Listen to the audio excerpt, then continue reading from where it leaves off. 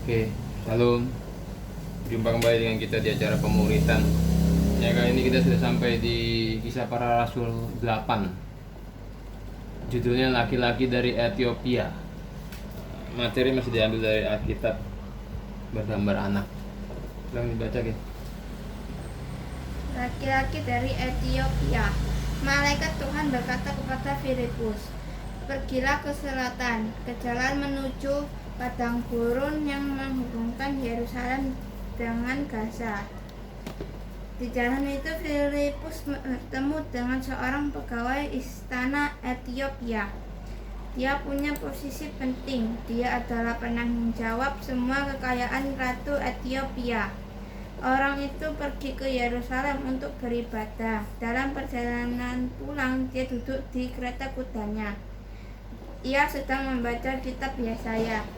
Filipus mendengar yang sedang dibaca orang itu. "Apakah engkau mengerti apa yang sedang kau baca?" tanya Filipus kepadanya. "Bagaimana aku dapat mengerti?" katanya. "Aku butuh orang yang dapat menjelaskannya." Ia undang Filipus untuk duduk di dekatnya. Kemudian Filipus pun menjelaskan kepadanya kabar baik tentang Yesus. Dalam perjalanan pulang, mereka melihat air. Pegawai itu berkata, "Lihat, itu air. Kenapa engkau tidak membaptisku?" Lalu Filipus dan pegawai itu masuk ke air. Filipus membaptisnya. Oke. Seperti biasa kita mulai dengan Injil. Injil adalah kabar baik. Apa kabar baiknya? Kabar baiknya adalah Allah turun ke bumi dalam rupa manusia yang bernama Yesus. Dia menjalani semua perintah Bapaknya di perjanjian lama dengan sempurna. Seharusnya kita manusia yang menaati perintah Bapa. Sama pada akhirnya dia masuk ke Yerusalem. Ia ditangkap, dihina, dipukul, dan disalibkan. Karena kita manusia yang dihukum, tetapi dia tanggung semuanya di pundaknya. Ia didikan dan dirumukkan oleh Bapaknya sendiri untuk memuaskan murka dan keadilan Bapaknya. Ia mati di kayu salib, dikuburkan, 3 hari kemudian ia dibangkitkan sebagai tanda pembayarannya telah selesai dan nama baiknya telah dipulihkan. Karena Yesus bukanlah seorang penjahat, melainkan anak Allah.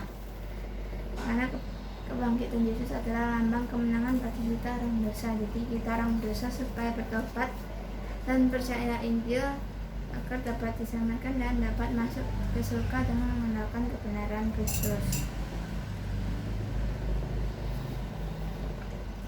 Oke.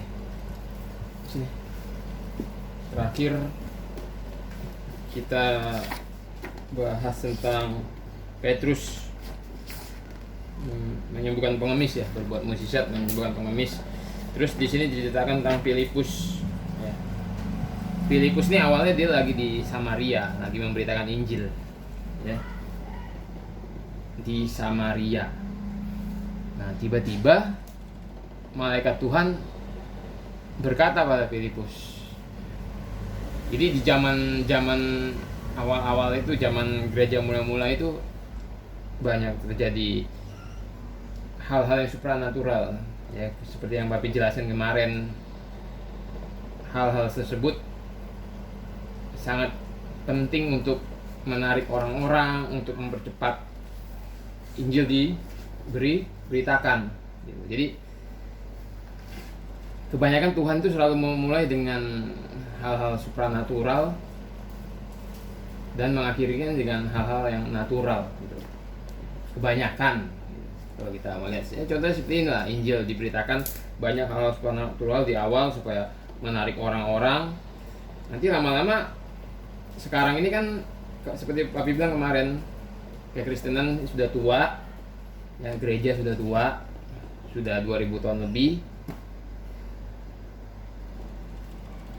Menurut penafsir, menurut sarjana-sarjana sekarang ini yang lebih penting itu edukasi, pendidikan. Karena memang kita lihat di dalam Kristen sudah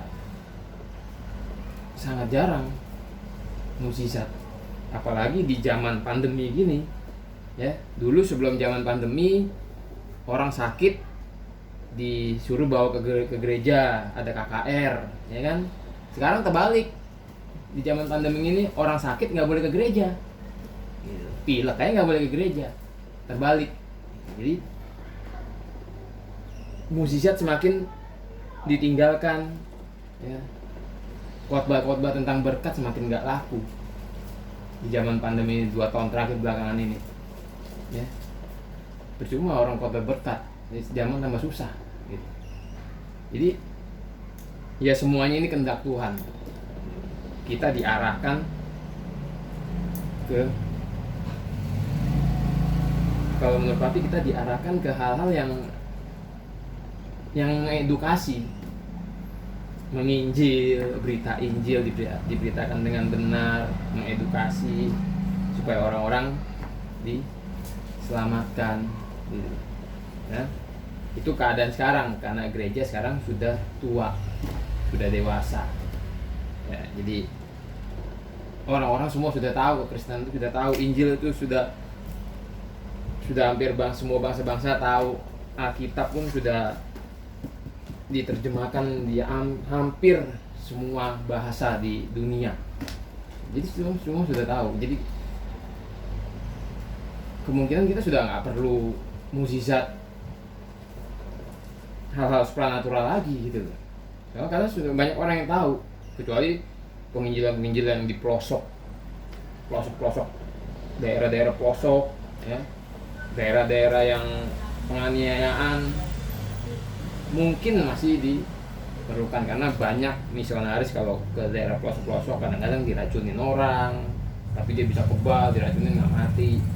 Terus kadang-kadang dikejar-kejar, tiba-tiba dikejar-kejar teroris, dikejar-kejar mau ngebantai mereka, tiba-tiba hilang, nggak tangkep, gitu loh.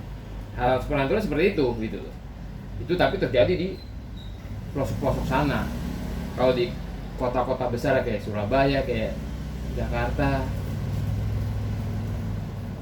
kayaknya sudah kuno, gitu loh. Mukjizat itu sudah kuno. Bukannya Papi nggak percaya mukjizat itu ya ada, tetap ada. Papi percaya mukjizat tetap ada. Tapi sudah bukan caranya lagi, sudah kuno, ya. Malah sekarang justru kalau kita memberitakan Injil, Tuhan bekerja, disitulah mukjizat yang sebenarnya terjadi. Orang yang mati rohaninya tiba-tiba dilahirkan kembali, bisa melihat dirinya sendiri itu begitu bejat, begitu parah dengan dosa-dosanya, begitu salah, begitu hancur. Terus dia melihat mendengar Injil diberitakan, dia percaya bahwa ada satu penebus, satu penyelamat kita yang sudah menggantikan posisi kita di dalam hukuman, ya, sudah merubah kutuk menjadi damai, tuntutan keadilan dia penuhi, sehingga kita dibebaskan dan kita dianggap benar karena kita bergantung. Ternyata ada satu orang yang datang dengan sempurna dan menyelesaikan semua perintah-perintah Allah di perjanjian lama dengan sempurna. Dia itu Yesus. Dia itu yang jadi ketergantungan kita. Dia itu yang jadi kebenaran kita. Kalau nggak, kita manusia nggak mungkin bisa selamat, karena nggak ada. Kita semua berada di bawah kutuk. Nggak ada yang bisa melakukan perintah Tuhan dengan sempurna, tuh nggak ada. Gitu. Kalau manusia mau selamat, harus ada yang melakukan perintah itu dengan sempurna. Ya Yesus itu, kita bergantung di kebenaran Dia. Makanya ketika Filipus di Samaria, tiba-tiba ada malaikat Tuhan bilang ada orang dari Ethiopia ini mau datang. Terus disuruh, ya, lalu berangkat Filipus. Nah, dia mau pergi ke Yerusalem nih, orang Ethiopia ini mau beribadah. Kemungkinan ya mungkin agama dia Yudaisme, ya. Nah, tapi sekarang orang itu sedang dalam perjalanan pulang dan duduk dalam keretanya sambil membaca kitab Nabi Yesaya, ya. Lalu berangkatlah Filipus. Kenapa kok Filipus dari Samaria tiba-tiba disuruh nyamperin orang ini? Karena orang ini kan orang Ethiopia, dia akan kembali ke Ethiopia. Ini kesempatan besar. Kalau dia bisa mendengar Injil, bertobat dan percaya, kemungkinan besar dia bisa memberitakan Injil di Ethiopia. Dan ini memang benar-benar terjadi. Injil sampai ke Ethiopia gara-gara orang ini, menurut tradisi, gitu ya. Dan kebetulan waktu Filipus, ya, waktu dia pulang, orang Ethiopia ini dia lagi baca kitab Nabi Yesaya. Nah, terus kata Roh kepada Filipus, pergilah ke situ dan dekatilah kereta itu. Filipus segera ke situ dan mendengarkan sida-sida itu sedang membaca kitab Nabi Yesaya. Kata Filipus, mengertikah Tuhan apa yang Tuhan baca itu? Nah, terus jawabnya, bagaimana aku dapat mengerti kalau tidak ada yang membimbing aku? Lalu ia minta Filipus naik dan duduk di sampingnya. Ini orang ini baca kitab Yesaya, tapi dia nggak ngerti tafsirannya. Terus apa yang dia baca? Ya, seekor domba ia dibawa ke pembantaian, dan seperti anak domba yang keluh di depan orang yang menggunting bulunya, demikian ia tidak membuka mulutnya. Dalam kehinaannya berlangsunglah hukumannya. Siapakah yang akan menceritakan asal usulnya? Sebab nyawanya diambil dari bumi. Maka kata sida-sida itu kepada Filipus, aku bertanya nih. Sida-sida itu habis baca Alkitab, dia tanya. Ya, ini sikap yang baik dari seseorang yang mempelajari firman Tuhan. Kalau nggak tahu, tanya, menyelidiki. Ngerti? Jangan baca nggak tahu, oh ya wis lah. Baca, ya wis. Kalau nggak tahu, tanya supaya kita bisa mendapat jawaban kita tahu. Itu membuat kita lebih tajam, lebih mengerti, pengetahuan kita bertumbuh. Ya. Dia tanya ke Filipus, ya. Aku bertanya kepadamu tentang siapakah Nabi berkata demikian, tentang dirinya sendiri atau tentang orang lain? Jadi yang dia kutip ini, yang dia baca ini Yesaya 53. Itu tentang nubuatan tentang salib. Ya. Dan hari itu nubuatan itu sudah terjadi. Yesus sudah salib. Ya. Yang kamu tadi waktu kamu menginjil kamu kutip, dia diremukkan dan ditikam oleh bapaknya sendiri. Itu dari Yesaya 53 ayat 10. Ngerti? Ya. Tapi dulu banyak tafsiran-tafsiran. Kalau kamu tanya orang orang Yudaisme, orang agama Yudaisme, Yesaya 53 itu menunjuk pada siapa sih? Di sini si orang Ethiopia itu tanya, ya, tentang siapakah Nabi berkata demikian, tentang dirinya sendiri? Ada tafsiran yang mengatakan gitu. Oh, itu apakah itu menunjuk tentang Yesaya sendiri? Gitu. Nah, ada juga yang menafsirkan itu menuju pada Israel. Gitu. Jadi suatu hari bangsa Israel akan dibantai gini. Itu tafsiran-tafsiran orang Yahudi. Nah, si Filipus ini nanya, siapakah orang yang dimaksud oleh Yesaya 53 tersebut? Langsung, karena Filipus tahu itu menunjuk pada Mesias, ya, maka mulailah Filipus berbicara dan bertolak dari nas itu. Ia memberitakan Injil Yesus. Karena memang yang dimaksud oleh Yesaya itu ya Yesus itu, Mesias itu yang dijanjikan Tuhan. Ya, dia mulai menginjil. Ya, mereka melanjutkan perjalanan mereka dan tiba di suatu tempat yang ada air. Lalu kata sida-sida itu, lihat, di situ ada air. Apakah halangannya jika aku dibaptis? Orang ini langsung minta dibaptis. Terus Filipus nanya lagi, jika Tuhan percaya dengan segenap hati, boleh dibaptis, ayo.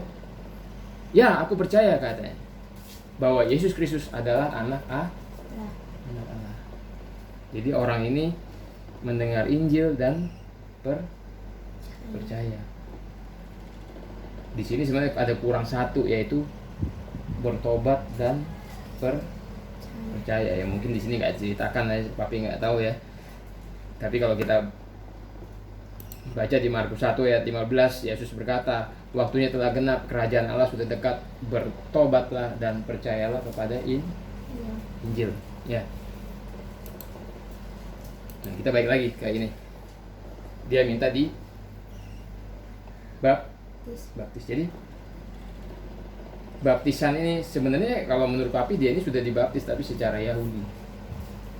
Ya, dia kalau dia bukan orang Yahudi dan dia masuk ke agama Yudaisme, dia harus dibaptis secara Yahudi. Nah, tapi di sini mungkin karena dia mengerti atau karena dia dijelaskan oleh Filipus, akhirnya dia minta dibaptis secara Kristen. Ya. Seperti yang dilakukan. Nah, kalau yang dilakukan Yohanes Pembaptis itu baptisan Yahudi. Ya. Kalau baptisan yang dilakukan setelah Yesus ngomong di Matius 28, nah itu baptisan Kristen. Waktu Yesus memerintahkan baptislah di Matius 28, ya.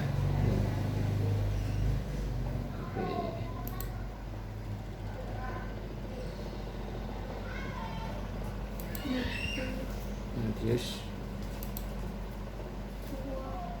ya, ini sebelum Yesus naik, dia ada kasih mandat, kasih wejangan ke murid-murid, ya. Karena itu jadikan semua bangsa muridku, baptislah mereka dalam nama Bapa, Anak, dan Roh Kudus. Matius 28 ayat 19. Ini baptisan Kristen dengan formula dalam nama Bapa, Anak, Roh Kudus. Allah Tritunggal, ya. Nah, terus akhirnya baptis. Papi jelasin, Papi akan jelasin tentang baptisan. Baptisan ini tidak menyelamatkan. Ngerti? Kekristenan hanya diselamatkan melalui Iman.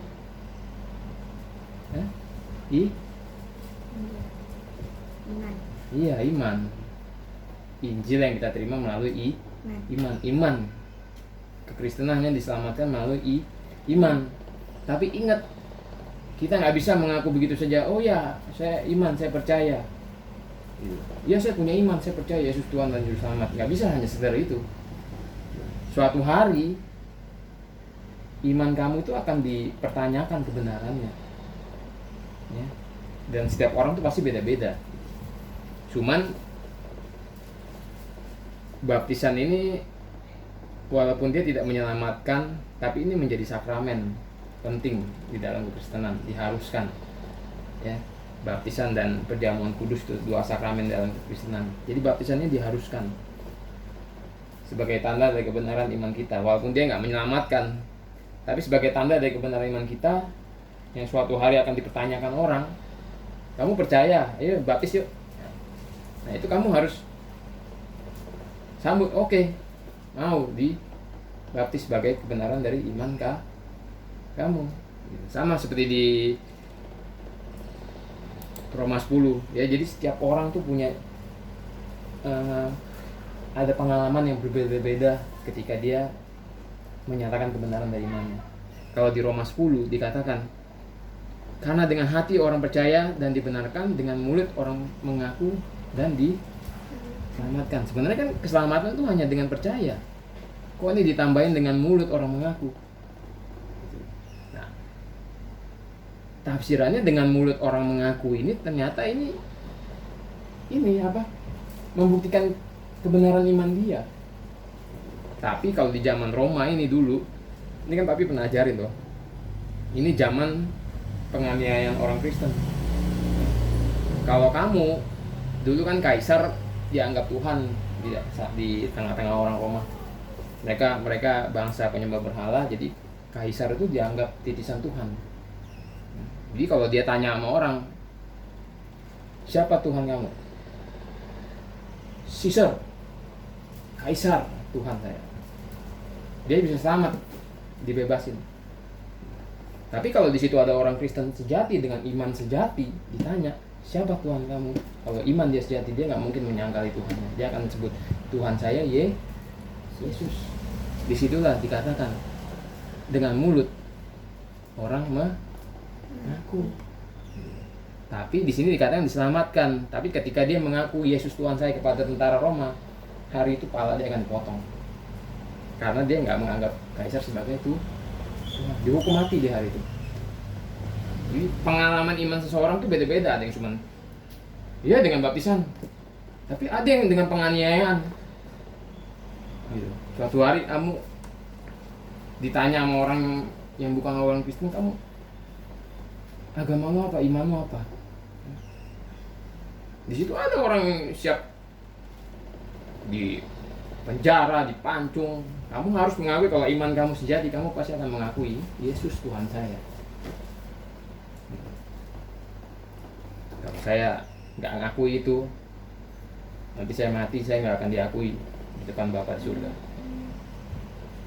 Itu ada ayatnya. Siapa yang malu mengakui aku tidak akan mengakui di depan Bapa. Yesus sendiri yang ngomong itu. Ngerti? Ya.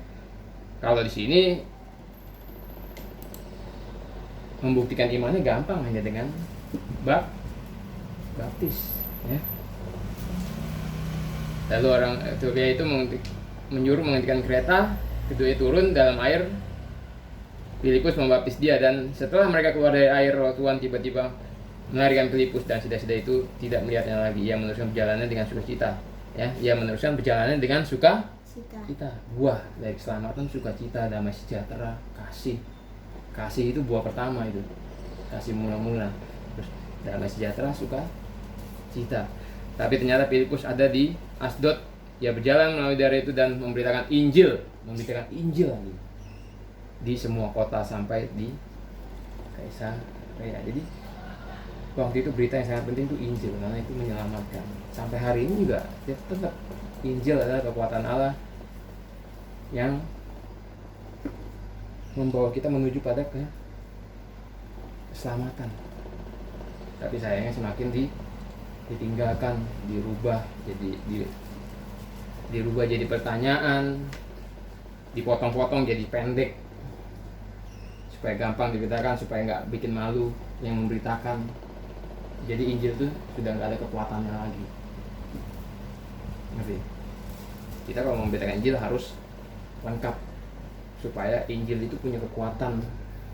Kalau dia lengkap, ya bukan lengkap sempurna, bukan lengkap. Gitu. Nggak ada yang bisa menceritakan Injil dengan lengkap sempurna, itu nggak ada. Tapi seenggaknya harus sistematis, lengkap. Semua yang tertulis di Perjanjian Baru itu harus sistematis, lengkap. Kita harus ngerti. Walaupun kita nggak bisa ngerti sepenuhnya, tapi kita terus belajar. Nanti Tuhan yang terus bukain ke kita. Gitu. Dan itu kalau kamu semakin ngerti, Tuhan akan bawa kamu semakin pada perubahan.